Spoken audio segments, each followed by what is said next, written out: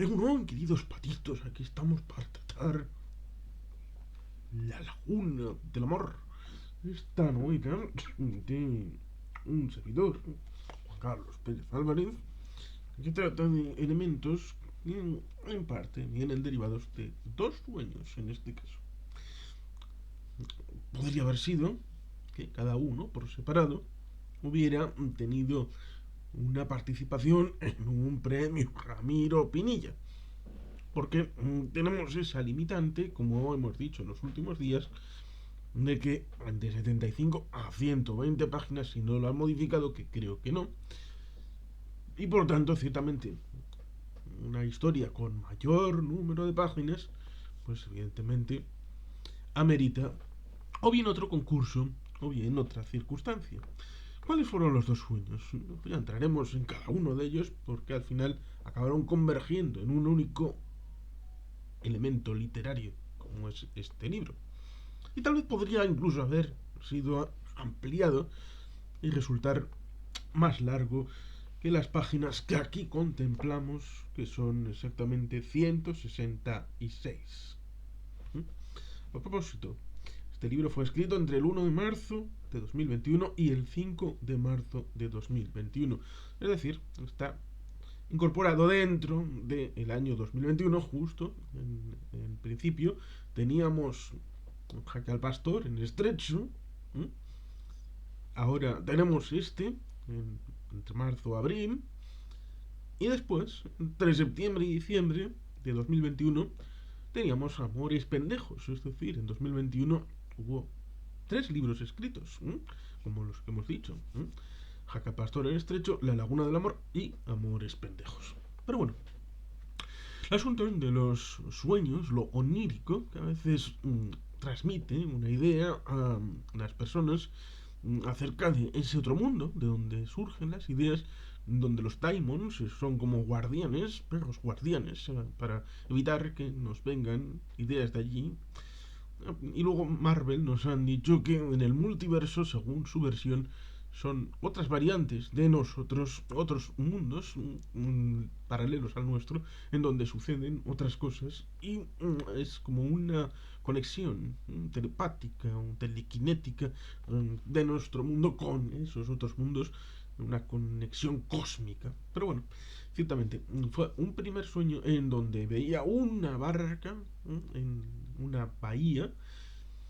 una especie de yate, más bien, porque barca puede significar cualquier cosa, yate, y en una circunstancia curiosa, y ahí está. Y los llamé los 7 de Hiroshima. Pero por otro lado, pues veía una situación en otro yate, con otro componente,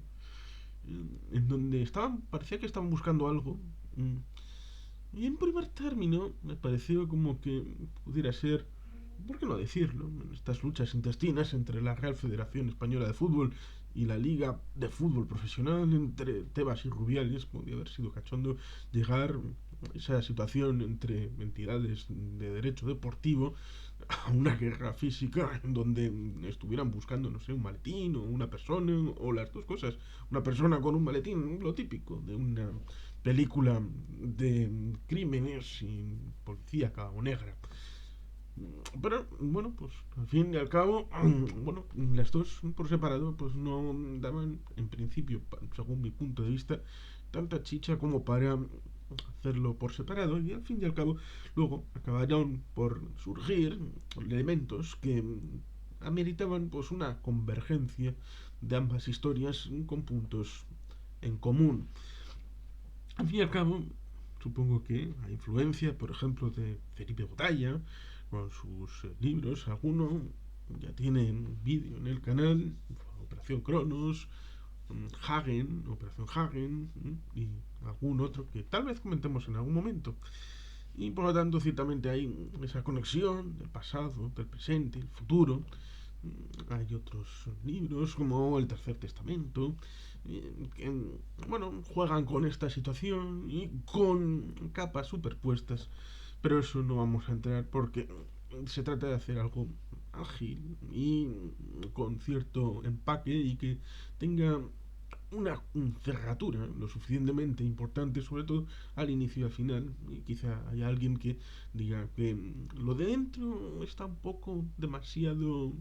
frágil y necesita más sustento. Incluso hay también otros que puedan decirme está demasiado denso. Porque a mí, como he dicho en varios de estos vídeos sobre mis libros, me gusta tratar de ir al grano y decir las cosas concretamente sin hacer alargamientos de situaciones. Había un autor de novelas, estas de folletín, que decía, oye, ¿por qué? Cuando le preguntaban, oye, ¿por qué tu malo es tan malo, valga la redundancia? Porque nunca le da al blanco, nunca dispara y le da al bueno así directamente. Y le decía, bueno, pues en vez de decirle, oye, mi bueno es el que tiene que prevalecer, no, le decía, tengo mm, 9 balas en el cargador del malo,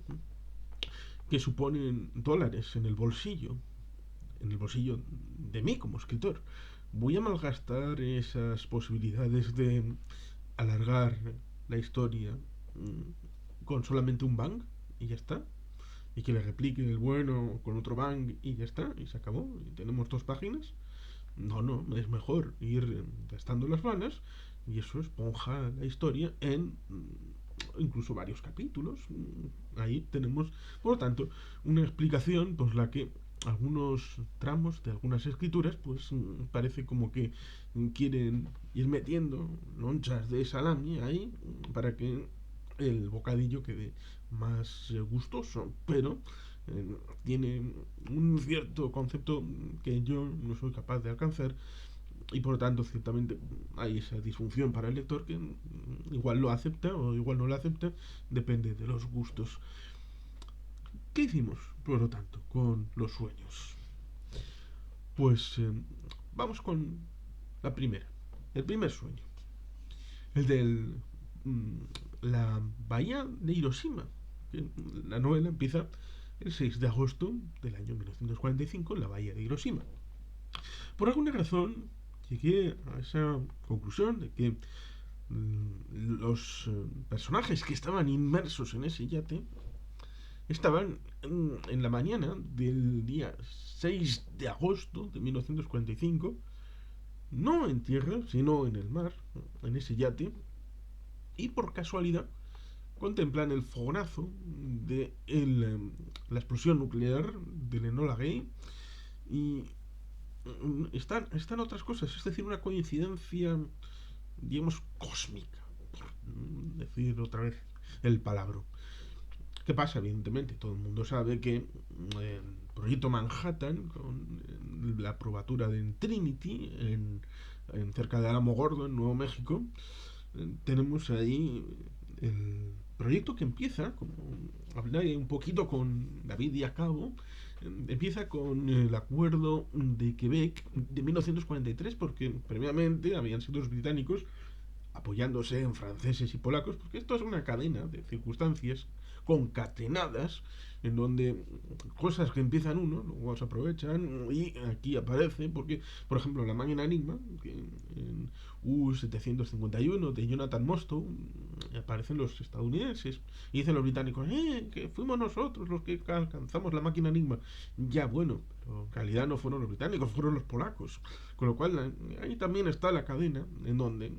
la historia acaba terminando en una persona que hace el bien por la humanidad, pero al fin y al cabo queda olvidada y sepultada. Como creo que Ángel Sanz Brito. Bueno, cosas de Esquerra. Bueno, el Ángel de Budapest.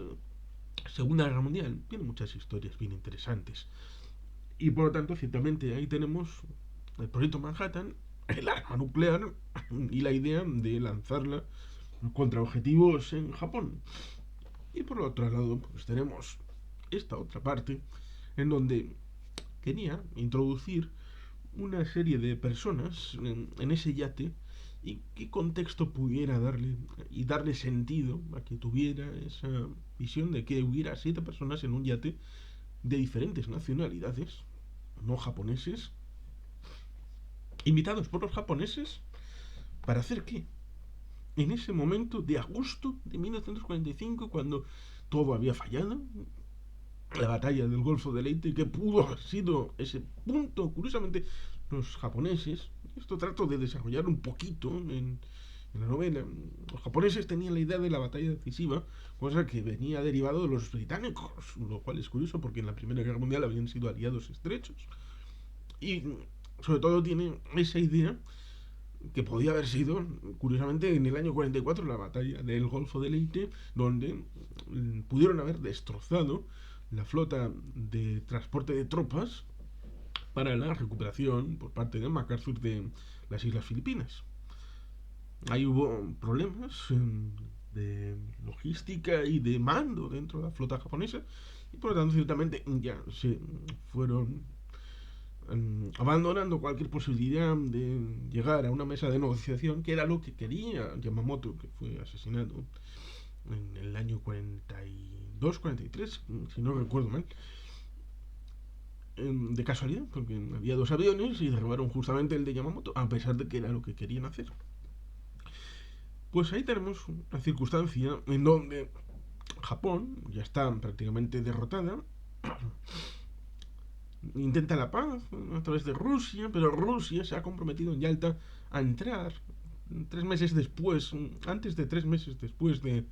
final de la guerra en Europa, y entrar en guerra con Japón, cuando se pensaba que Japón todavía tenía fuelle para poder aguantar, cuando seguramente de haberse alargado la guerra habrían acabado por tener dificultades, no ya para Operación Downfall, de invasión de Japón como equivalente de el día D en Normandía. No, habrían pasado unas dificultades y unas penurias en el diciembre, enero de 1945-1946 que habría meritado para la propia población haber tirado la toalla, seguramente. Pero sí, ciertamente, Operación Downfall, el reparto de Japón, al estilo de Alemania y de Austria, no olvidemos, pues ciertamente era un plan de contingencia que se elaboró y que hay gente que piensa en las diferentes variantes del arma nuclear en Hiroshima respecto a la situación en Japón, que si era disuasoria, que si en realidad trataba de limitar el impacto de las personas que iban a morir, de los ejércitos aliados, sobre todo los occidentales, desde el propio Canadá, que estaba en guerra, Estados Unidos, Nueva Zelanda, Australia, Francia, Reino Unido, bueno, ciertamente los Países Bajos, no olvidemos Países Bajos, que tuvo un desempeño interesante en el primer momento, incluso en submarinos, en flota de superficie y submarinos. Por ejemplo, lo pude decir Rubén Villamor, que ha estado alguna que otra vez en el canal. Pues ciertamente ahí los aliados pues tenían la posibilidad de sufrir lo que habían pasado en Okinawa, en Iwo Jima, donde ciertamente hubo una penetración en las fuerzas occidentales aliadas y los japoneses tuvieron una defensa como gato panza arriba, tratando de maximizar las víctimas en los aliados para que les costara la factura en exceso y así tratar de que la población estadounidense viera que era un coste prohibitivo y por lo tanto postreramente tratar de llegar a una negociación en algún momento de ese año 45, aún cuando técnicamente se puede decir que ya la guerra pues perder o ganarla pues ya la habían perdido en el año 41, incluso cuando no hicieron en profundidad en Pearl Harbor en el día 7 de diciembre del año 41, cuando no hicieron las siguientes oleadas. Incluso estaba previsto la intervención de las fuerzas de tierra para la ocupación propia de la isla de Oahu. Y por lo tanto, ciertamente, si las grandes y dolorosas causas de la guerra, como fueron los efectos del ataque a Pearl Harbor, no significaron sino un dique seco para la situación de Pearl Harbor durante poco más de 3 meses, y no atacaron los depósitos de gasolina, y luego los japoneses en la guerra no atacaron sino los barcos de guerra y no atacaron los barcos de aprovisionamiento, cosa que los estadounidenses utilizaron los submarinos en el Pacífico como las manadas de lobos, la Kriegsmarine en el Atlántico, lo cual ciertamente es curioso y paradójico, pero bueno, en la historia no tiene por qué ser ni lineal ni racional. Estas cosas, como diría el otro, pasan. Y por lo tanto, ciertamente ahí tenemos una circunstancia en la que yo quería poner en ese momento clave de la historia, punto de giro, que luego alcanzará su punto álgido después de Nagasaki, el 8, y también, bueno, pues todas las circunstancias y vericuetos respecto a la petición de paz, y asunto que tal vez seguramente tenga tanto que ver con el ámbito del arma nuclear, otros dicen que es en la operación soviética en Manchukuo, y luego hay otros que dicen que también es otras circunstancias propias de Japón las que obligaron al emperador a acabar grabando aquel disco de escena y siendo publicado el día 15 de agosto con la rendición formal del Japón, a pesar de que técnicamente hasta el día 1 de septiembre no se produjo la ceremonia oficial en el barco acorazado Missouri, en el crucero, bueno, en el Missouri, en la bahía de Tokio. Que ahí tenemos un conversatorio respecto a la situación en Kuriles y Sajalín como segunda parte, después de haber tratado también el tema de las islas Aleutianas, en Atu, Kiska, porque fue un programa bien interesante con Rubén Millamor para tratar lo de las Aleutianas y también la situación al final en las islas Kuriles, que los soviéticos, y Rubén Millamor tiene un libro interesante, Stalin invade Japón, acerca de la situación en estas islas donde Stalin quiso conquistarlas, Sajalín, Kuriles, fracasando miserablemente, pero al final obteniéndolas con un coste tremebundo, es decir, fue algo completamente distinto la situación de Sajalín y Kuriles respecto a lo de Manchukuo. Es decir, una cosa bien interesante y que los soviéticos se ocuparon de ocultar, evidentemente. Pues ahí tenemos que dice Stalin, quiero que antes del 20, creo que el fin de la cita era el día 20 de agosto, porque tenía interés en obtener ganancias territoriales que pudieran ser mantenidas a pesar de que el acuerdo internacional derivaba de que las 4 Kuriles del sur eran intrínseca e innegablemente japonesas, lo cual ciertamente es un error que viene arrastrado de aquel momento, lo mismo que viene devengado el asunto de que Königsberg, actualmente para los rusos Kaliningrado, no tiene ningún título de propiedad por parte de la Federación de Rusia, pero como tienen armas nucleares, el último ratio es el arma de amenaza supremo donde pueden decir, bueno, porque sí, y porque soy yo, y porque yo lo valgo. Por lo tanto, ciertamente, ahí tenemos una situación, el día 6 de agosto de 1945, donde la situación está complicada. ¿Por qué iban a estar 7 personas de diversas nacionalidades estando allí en la bahía de Hiroshima? Pues seguramente llegué a la conclusión de que era porque era un punto de atraque temporal y porque habían salido de la zona de Tokio e iban para el oeste después de haberse reunido para tener un destino. ¿Qué destino podía ser? Pues seguramente pensé en Corea. ¿Pero hacer qué? Y ahí es donde entra la situación de lo, para alguno dirá, mitológico, la situación de lo conspiranoico, según algunos, tal vez. Una situación en donde se mezcla lo probado con lo fantasioso y a fin de cuentas es una novela, no es un libro de historia. Por lo tanto, no tengo que fijarme en los elementos propios de la historia probada y canónica, sino que evidentemente puedo dar rienda suelta a los gustos y disfrutes de una persona como un servidor que también le interesa, como he dicho a Felipe Botalla con el asunto de Operación Haven, el asunto donde se pone en punto de ebullición el general Hans Kammler de las SS, los proyectos secretos del arma nuclear alemana, la investigación que culmina en los años 44-45, cerca de Bohemia y Moravia, puede que también cerca del lago Balatón, en Hungría, donde se hizo una de las últimas batallas, de la última resistencia, en el año 45, como dice Sergio, de historias bélicas que merecen ser contadas. Y ahí tenemos una situación complicada en el último reducto industrial fuera de la propia Alemania, donde llegaron las tropas anglo-soviéticas para tratar de acabar en el río Elba, que es donde acabaron por hacer ese chiste de, bueno, al frente ahora se va desde Berlín en tranvía. Ya la guerra estaba a punto de terminar y a veces uno puede pensar, como dice Felipe Botalla, que desde el ámbito del junio del 44, desde el día de Normandía, los alemanes se dedicaron a tratar de ganar tiempo para las Wunderwaffen, para las armas maravillosas.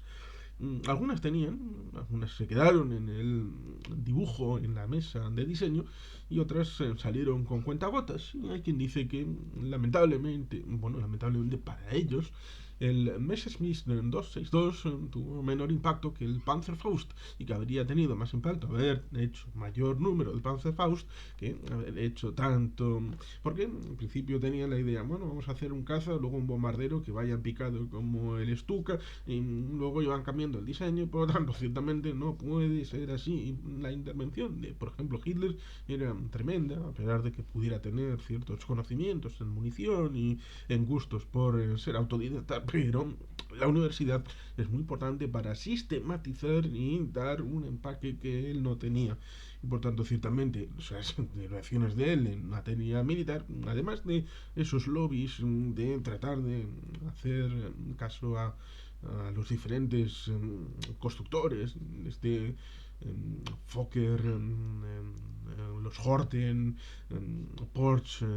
bueno, pues en diferentes ramas, sea en el ámbito de los tanques o de la aviación, pues había una panoplia tan grande que era muy bonito, pues, sobre todo para los coleccionistas a posteriori, para los de las miniaturas, el gusto por ver los dibujos y todo esto, pero para los que están combatiendo es algo que no tiene mucho sentido. Y en ese momento, uno de los proyectos era eso que acabó estallando en la isla de Rügen, y donde, porque había habido ese cambio de giro de la situación en Italia en el año 43, en septiembre del 43, cuando, ¿quién lo iba a prever? ¿Quién lo iba a pensar? Italia se cambia de chaqueta y quiere acabar la guerra en otro bando que no es con el que empezó. Nunca lo han hecho, ¿verdad? En la Primera Guerra Mundial supuestamente estaban con los imperios centrales y dijeron, espera un poco, estoy con los espaguetis aquí, no puedo, me viene mal. Y por lo tanto, en principio fueron neutrales, pero después de ser neutrales un tiempo, pues dijeron, los aliados, qué gente más maja y qué robusta y qué bien apuestos son todos estos británicos. Bueno, vamos a ir con ellos. Y entonces es cuando cambiaron otra vez de chaqueta y se metieron con los aliados, donde supuestamente terminaron la guerra, porque, digo supuestamente, porque con Japón y con Italia estaban entre esos países que sí, estaban en el núcleo de decisión, pero se sintieron mal porque no pensaron que habían recibido lo mejor que habían pedido, y a pesar de que tuvieron ganancias territoriales, ya sea en el Dodecaneso, el ámbito de Istria, bueno, pues ciertamente Italia sintió un poco de desconfianza en los años 20, 30, a pesar de que antes de Múnich, hemos hablado del libro de Robert Harris,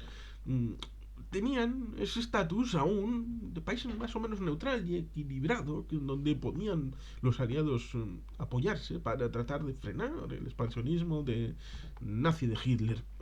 Por lo tanto, ciertamente, después de que Italia cambie de bando en el septiembre del 43, en la zona norte, después de la liberación de Otto Skorzeny, el Gran Sasso, donde estaba retenido Mussolini, bueno, pues ciertamente se constituye la República Social Italiana, la República de Salo, en donde se mantiene en el poder, pero ya como la Francia de Vichy, un poder auténticamente subyugado a la Alemania nazi, pero aún así trata de mantener ese ambiente, ese elemento de conciencia de que los alemanes aún tienen posibilidades y que tienen armas de poder. Y por eso un periodista aliado de Mussolini, amigo personal, fue enviado a la isla de Rügen, en el Báltico, para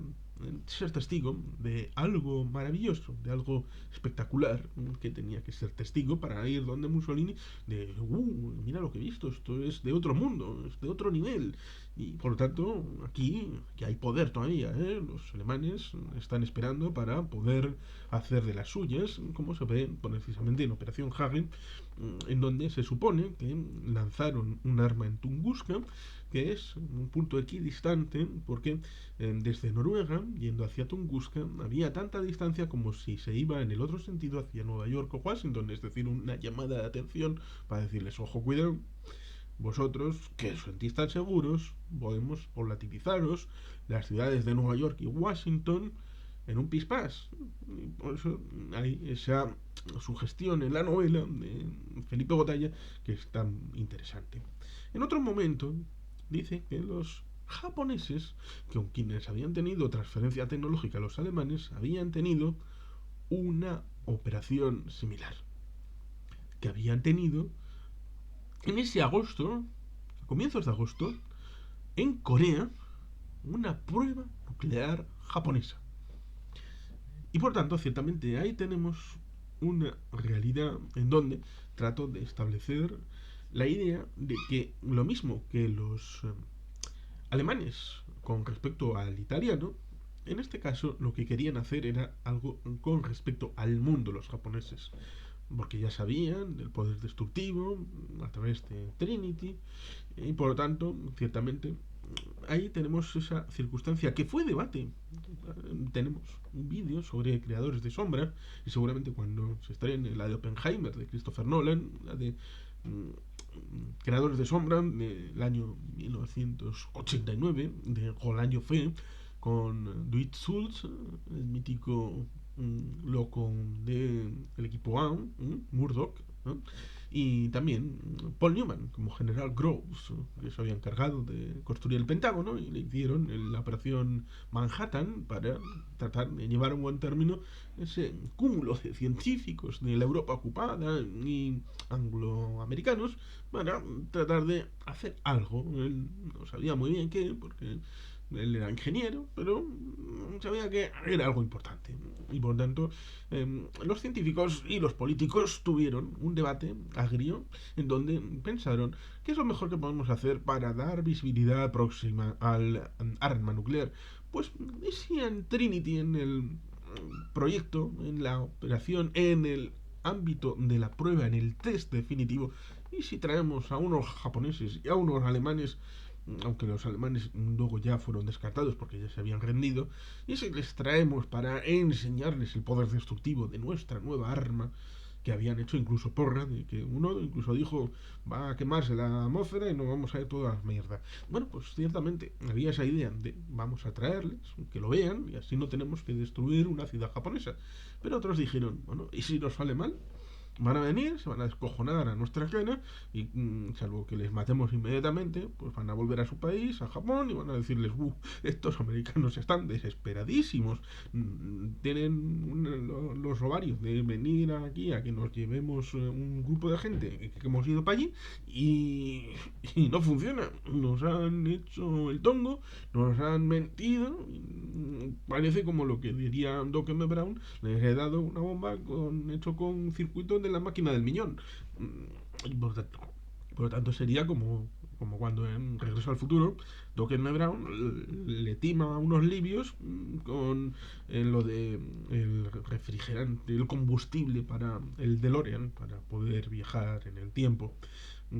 Y por lo tanto, ciertamente, ahí tenemos una circunstancia en la que acabaron por pensar, no, bueno, mejor lancémosla y hagamos la prueba. Después de la prueba Trinity, pues vamos a hacer la prueba en directo en ciudades japonesas y por eso lo de Hiroshima y lo de Nagasaki. Pero, como digo, quizá los japoneses pudieran tener la misma perspectiva de por qué no vamos a hacerles ver a los estadounidenses que nosotros también tenemos algo parecido a lo que intentaron los alemanes, ya sea en Rütgen o en Tunguska, y vamos a enseñarles, pero no directamente a los estadounidenses, porque pueden ser unos mentirosos y pueden ocultarlo, como pasó con el ámbito de Tunguska en el caso de que fuera una operación con arma nuclear, en donde los soviéticos pararon un poco la ofensiva en esos días inmediatamente posteriores a la explosión del arma supuesta nuclear alemana, pero o bien no se lo dijeron a los angloamericanos, o bien actuaron como sucedió con el caso de los chinos, con la amenaza velada y no tan velada del año 1952 de MacArthur de lanzar armas nucleares, en donde, como pensó Mao pensó, si acepto la existencia del arma nuclear y que me la pueden utilizar en esta guerra, entonces simple y llanamente China se va a tener que rendir inmediatamente. Y eso significará comer mierda durante 1000 años. Y por tanto, ciertamente, voy a hacer como que no existe el arma nuclear. Y por lo tanto, así voy a seguir la guerra en Corea hasta que me interese. Fue el año siguiente, el armisticio, todavía sigue viva, todas estas historias que son bien interesantes sobre esa guerra entre el año 50 y 53 con la invasión por parte de Corea del Norte respecto a Corea del Sur, que había sido objeto de una colonización desde el año 1910 por parte de Japón, como todo el mundo debería ser, y además hay mucho odio acumulado porque el terremoto de 1923 fue luego objeto de querellas de los japoneses respecto a los coreanos, casi como si hubieran sido los culpables del terremoto, algo alucinante. Pero como digo, podían pensar, si el arma nuclear, en el caso de Tunguska, no frenó a los ejércitos aliados y después pasó como que no existía y llegaron al final de la guerra sin haberlo contado, entonces no puedes contárselo a un beligerante. No puedes decirle a los estadounidenses, vengan una tropa aquí para contarles algo que les vamos a mostrar. Un truco de magia, kind of magic. Bueno, no. Y por tanto, ¿quiénes serían esos 7? Pues serían 7 personas de 7 países neutrales. 7 espectadores que verían lo que iba a pasar en una situación donde, pues evidentemente, es difícil, llegados a ese punto, de julio-agosto del 45, encontrar países que fueran neutrales. No ya Alemania, sino no le habían declarado ya la guerra a Japón, cosa que cuando está terminando una guerra, y pasó en la guerra del 14-18, y pasaría en otras guerras, cuando está a punto de terminar, y es una guerra grande, hay mucha gente que se apunta a entrar para recibir los beneficios de la victoria. Pasó, por ejemplo, con el año 40, cuando Mussolini entró, cuando parecía que la cosa estaba ya hecha, para decir, póngame unos miles de muertos aquí para luego la negociación. Los franceses se desempeñaron mucho mejor en el frente italiano que en el frente norte y acabó siendo un desastre, lo cual, como dice en algún vídeo Rubén Villamor, pues luego la torna, la vuelta, cuando los franceses en el año 45 pensaron, bueno, es el momento de avanzar por el norte de Italia. Pues los italianos, curiosamente y paradójicamente, los fascistas y los partisanos unieron fuerzas en la defensa de la patria y la unidad nacional y vencieron a los franceses en su intento imperialista, el cual ciertamente es el espejo, el speculum, en el año 40 y 45. Pero bueno, ciertamente ahí tenemos esa circunstancia bien curiosa, en donde ciertamente resultó complicado llegar a ver esos 7 países neutrales que pudieran haber sido objeto de invitación para que enviaran a un representante para Japón, en principio sin ningún tipo de instrucciones, sin ningún tipo de concreción de lo que iban a hacer y lo que iban a ver, porque esta es la parte interesante, pero que, bueno, en parte, pues se sintieran impelidos a, bueno, como sabían que dentro de pocos días le vamos a declarar la guerra, bueno, pues les enviamos a alguien y así más o menos hay un juego de equilibrio y así, bueno, pues se sienten bien, ya sabes, algo como por ejemplo en la película La Fórmula, con un irreconocible Marlon Brando, que al final acaban diciendo los protagonistas de manera extemporánea y que no tiene ninguna razón de ser en el año 45, bueno, al fin y al cabo, dentro de poco vamos a hacer negocios entre nosotros. Bueno, pues si alguien tenía esa mentalidad, pues se puede inferir que era posible desde estos países enviar a un responsable y por lo tanto ahí tenemos varios capítulos en donde en primer término se presenta a quién es el global del equipo, los 7 de Hiroshima, y a lo largo de algunos capítulos que van trufándose con la otra parte que ahora comentaremos, se van presentando las situaciones de cuál es la persona, de dónde vienen y cómo llega a... cómo tiene esa aproximación, porque ellos son a ir al equipo de personas testigos de Japón en ese elemento que quería transmitir el propio Japón, de que ellos también tenían posibilidad de hacer daño y muy grande. Pues ahí tenemos los 7 con sus capítulos correspondientes para tratar de poner en su contexto y poner el foco en el origen de cada uno de ellos para la trama y la historia. Pero, como todo el mundo debería conocer, pues evidentemente sucedió lo que hemos dicho antes de las operaciones en Sajalín, en Kuriles, en Manchukuo, en ese agosto, por parte de los soviéticos, en donde los japoneses acabaron por rendirse y por lo tanto, digamos que no era viable. Ahí tenemos el capítulo de cierre de esa trama, en donde, bueno, de la trama concreta del intento de hacer partícipes a 7 personalidades de países neutrales de esa arma maravillosa japonesa que no muchos se han hecho eco, no ya del programa nuclear japonés, sino de la posibilidad de que hubieran alcanzado algún tipo de arma nuclear, ya fuera pareja a la de Hiroshima, lo cual sería también un espejo, sino también podría ser como la de Röntgen, dicen algunos, un arma tipo sucia, pero que también hacen su daño, hacen su importante afectación, lo mismo que los propios estadounidenses en la evolución del gas mostaza, en el ámbito del año 1918-1919, tenemos el asunto en donde, pues evidentemente, habría sido dolorosísimo. En algún programa lo he escuchado en el asunto del gas cloro, luego el mostaza, en donde tenemos la evolución que habría acabado por una nueva arma inolora, inodora, y por lo tanto los estadounidenses tenían una nueva posibilidad que fue truncada. Y ahí tenemos el asunto donde en los años 20, debido a esa idea paranoica de las armas biológicas, químicas, se tuvo el concepto de lo que luego acabó siendo también lo mismo respecto a la plantilla de las armas nucleares. Es decir,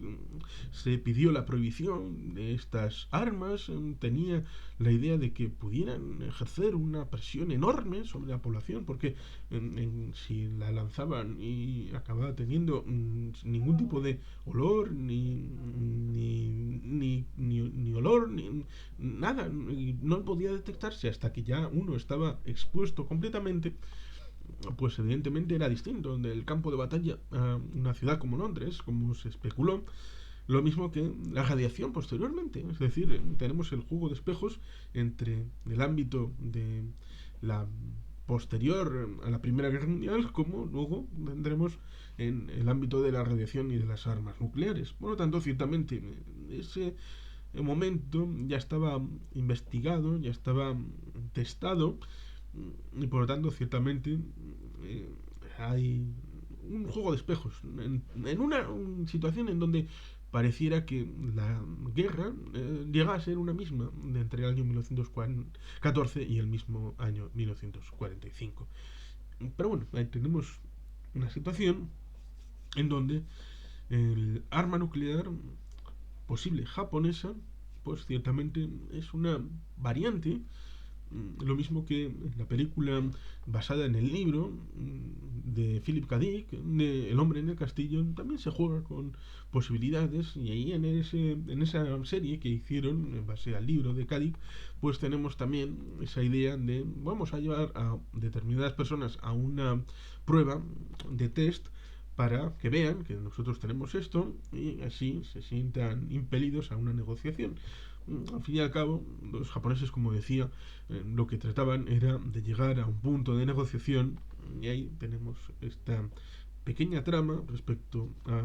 la situación de los países neutrales, 7, y tratar de ir a Japón para visualizar algo. Y por otro, acabé pensando que en realidad podía ser una situación de mercenarios que tuvieran una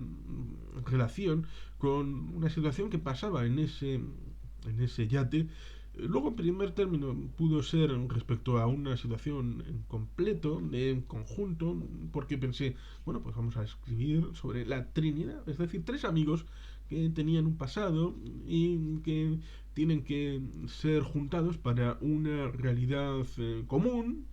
y que, bueno, pues, ¿cómo podemos hacer? Pues evidentemente hacer un poco como con los otros, hacer un capítulito en donde se vea en qué punto están antes de ser reclutados y cuál es un poco el pasado que tienen en común. Y por tanto, ciertamente, recordé que también parte del sueño incluía una cueva en lo profundo y bueno, también hay algo de eso y luego evidentemente se va a desvelar el nexo de unión entre estas tramas y de los mercenarios con la otra, con decalaje en el espacio-tiempo. Pero como digo, era interesante situarlo en un futuro próximo, donde en parte también está, pues metí un poquito de la isla de Zorrozaurre, que está aquí se puede ver, está por esta zona de aquí, y esta foto la hice yo, esta es la Grúa Carola, cerca de esa punta de la isla de Zorrozaurre, antes península, frente del barrio de Deusto, y por lo tanto, ciertamente,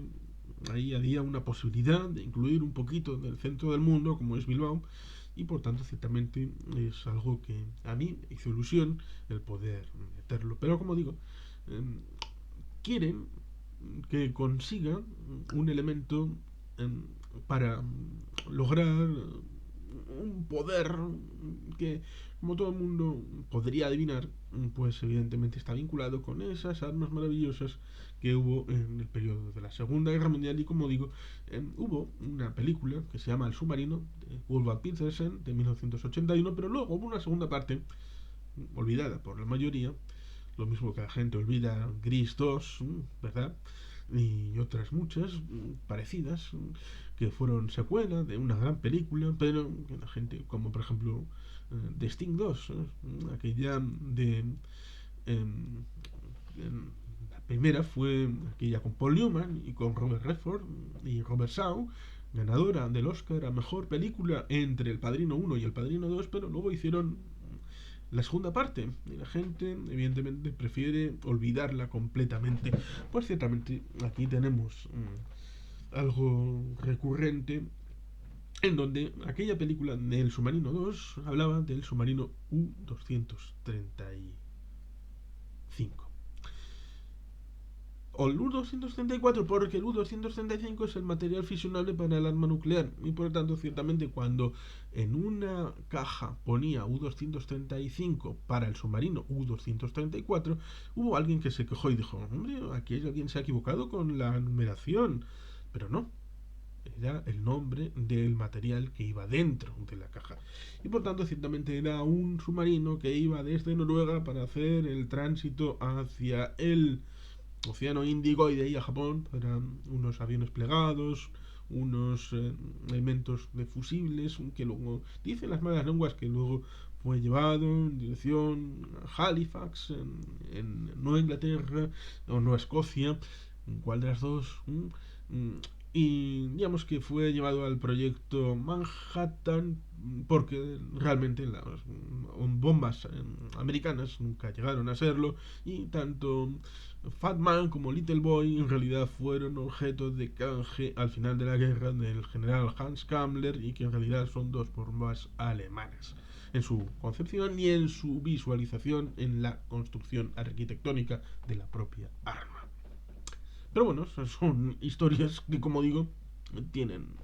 su asunto. Como digo, la parte de los mercenarios, que va incardinada dentro de la trama, se quiere hacer algo de futurismo respecto a esa situación. Y aquí se viene el asunto de por qué la laguna del amor. En parte porque hubo un juego de estos de Facebook en donde según tu número de teléfono, según el número de tu cumpleaños, según el nombre que tengas, que inicie el nombre o el apellido, será tal o tal otra y haces ahí una frase. Digamos que en uno de ellos ponía ¿cómo será el título de tu libro? Y bueno, pues mi libro tenía que llamarse La Laguna del Amor. Y aquí, en parte, metemos un poquito, debido a la influencia de este libro, metemos un poquito del Petán, de la zona que en realidad es Guatemala, pero en un momento dado de la historia pidió ser parte de México y México dijo que no. Pues en esa zona, con cenotes, que son pozos, con agua, pues ciertamente ahí podemos meter una subtrama para incorporar lo de la laguna del amor. Y el amor, pues ciertamente está incorporado en esta novela,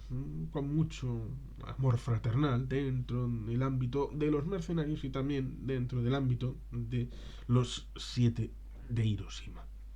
Y por tanto, ciertamente, ahí tenemos un asunto en donde trata de condicionar el pasado respecto al futuro, porque no lo saben todo, ni siquiera los del pasado, ni siquiera los del futuro, respecto a los que les ha pasado, lo que les ha sucedido, pero hay una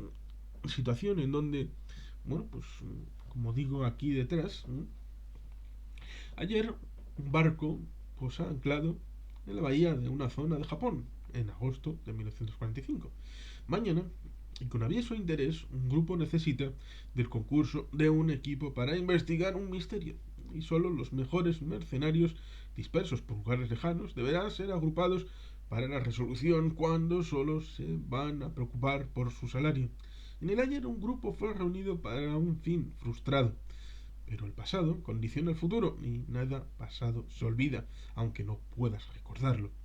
Hoy esta lectura existencial es una oferta de aventura entrelazando pasado y futuro, donde una ficción sobre un tapiz basado en algunos hechos reales sobresale en encajar piezas para el disfrute del lector que pueda, desde los relatos propuestos, elegir su propia aventura, pues una inmersión en un mundo nuevo siempre comporta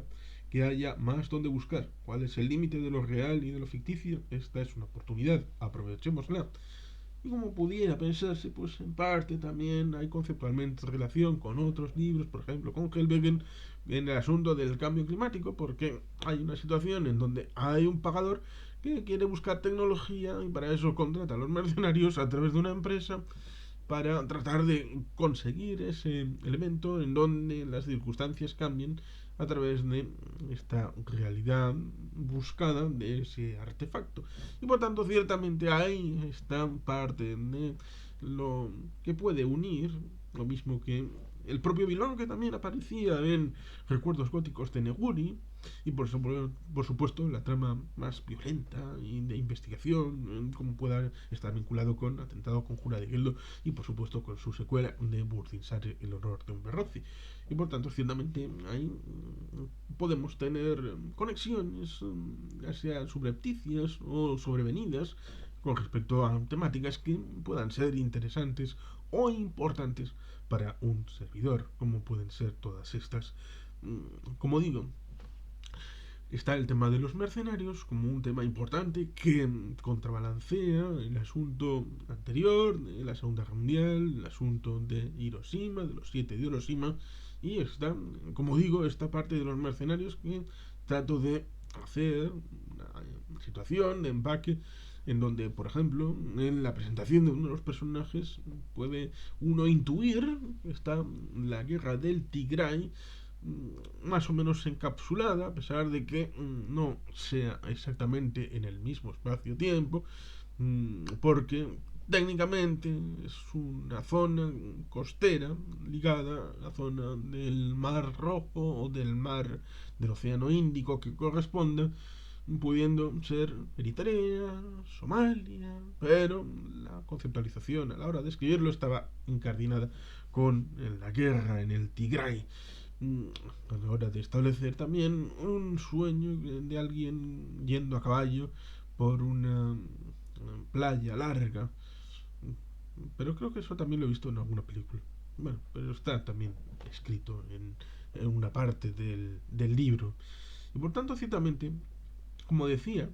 más o menos al principio, después de esta situación de los mercenarios, de los tres amigos, de la situación personal y profesional que arrastran antes, y luego al descubrir cómo es la conexión con algo de la situación de los 7 de Hiroshima, pues evidentemente hay alguien que podría decirme que, bueno, has presentado los 7 de Hiroshima, has presentado a los mercenarios, has llegado al último término, el ámbito de los mercenarios, para llegar a una conclusión. Pero, después de reunirme a los 7 de Hiroshima, no has llegado a hacer algo con los 7 unidos. Han llegado, los has presentado, y luego han tenido que disolverse, como cuando en el metro llegas a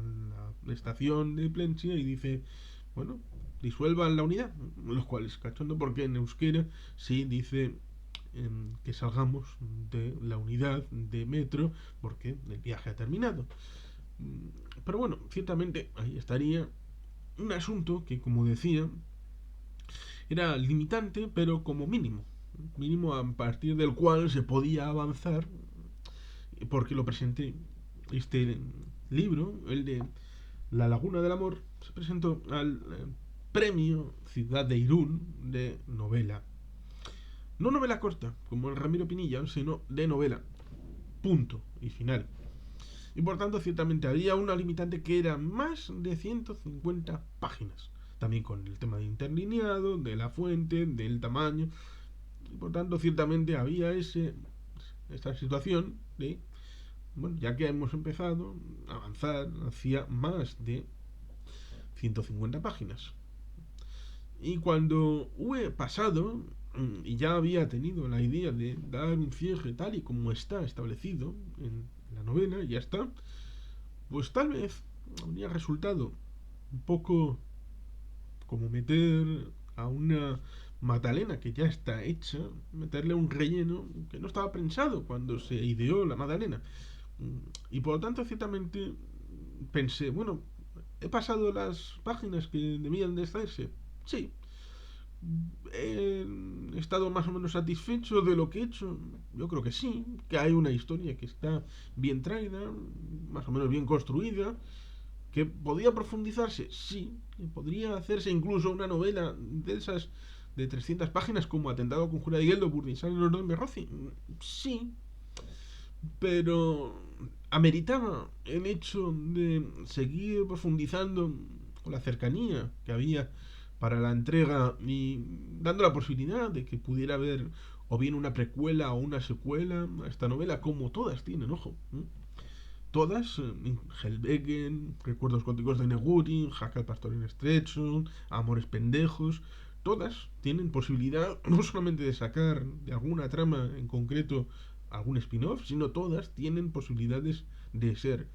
precuela hecha o secuela hecha. Y por tanto, dije, bueno, pues si la gente llega al punto de leer la novela y decirme, me falta una trama con los 7 haciendo algo. Bueno, hay espacio en el tiempo y en el multiverso para incorporar alguna trama después del 1 de septiembre de 1945, donde alguien les reclame para hacer algo. Pero eso estaría en otra novela, distinta. Pero la parte interesante sería eso. Si alguien lee La Laguna del Amor y me hace ese comentario, significará que le ha gustado la novela y que le ha sabido a poco. Lo cual ciertamente es algo que me encantará y me llenará de orgullo y satisfacción, como diría alguien que acabó en Dubái, en esa zona del Golfo, de donde hay uno de esos 7 que salen de ahí, y también de Afganistán, y también de Argentina, y también de Suiza, y de la Francia, Vichy. Y creo que ya he dicho más de lo que tenía que decir. Y por tanto, ciertamente ahí tenemos una situación que si se da, resultaría satisfactoria para mí el poder llegar a ese punto en el que se pida más material, lo mismo que me resultó bien satisfactorio cuando me dijeron: no puedes dejarnos con el final de Burdinsar en los nombres Rossi, no puedes, tienes que decirnos cómo continúa. Eso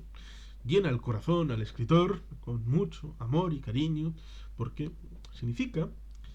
que el corazón que ha puesto el autor en la trama ha sido contestado con un cariño por parte del lector a la hora de transmitir que se sienten los personajes, hasta el punto de que se necesita por parte del lector una profundización, y eso, como digo, es agradable y sabroso. Tanto como incorporar una situación en donde formalmente aquí hice algo distinto para los títulos de capítulo y para la presentación de los propios capítulos, en donde incorporo una pequeña frase al inicio y al final del libro, y cada capítulo es un elemento no que tiene que ver con el capítulo y que hace una forma de guiño. Para el inicio del libro escogí una frase de Kosun Takami que dice: si pudieras verlo por ti mismo, no habría necesidad de prestar oído a lo que dicen los demás. Y la finalización dice: para entonces ya estaba muerta.